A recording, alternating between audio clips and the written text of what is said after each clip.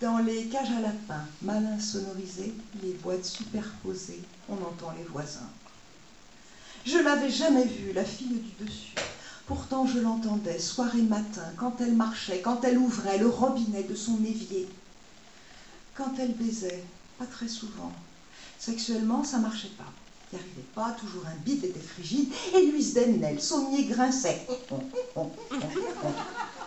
Parfois, je croyais que le plafond allait me tomber sur le coin du nez, mais c'est solide. Et lui, le voisin, faisait le bolide, toujours en vain. Il essayait tant qu'il pouvait, le lit grinçait. Le voisin venait, c'était fini pour cette fois-ci. Je l'entendais aller pisser, le temps passait. Ils faisaient pas la fête au-dessus de ma tête. Ils essayaient 1 ou 2 fois chaque semaine, mais jamais 3. C'était pas la peine, ça marchait pas, c'était la haine. Toujours des scènes, des hurlements dans le bâtiment. Agressive et vindicative, elle faisait tout pour le faire fuir. Mais quand il menaçait de partir, elle sanglotait, voulait mourir. Elle se traînait sur le parquet pour le supplier de rester.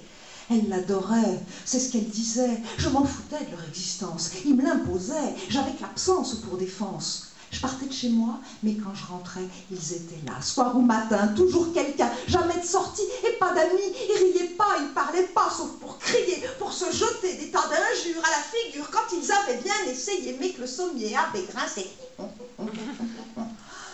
Situation désespérée, altercation réitérée.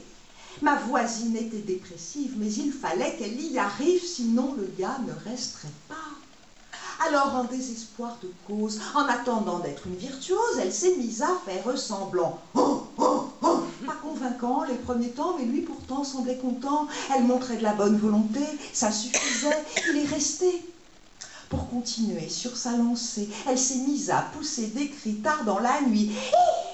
Sur tous les tons, elle essayait, cherchait sa voix. Des jappements de chien, c'est mieux que rien. Ça changeait du lit qui grinçait.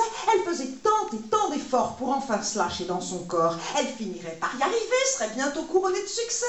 Vas-y, Titine, il y a du progrès. Si seulement c'était plus discret. Je mettais des bouchons d'oreilles pour essayer de trouver le sommeil, mais elle criait de plus en plus fort comme si elle hurlait à la mort.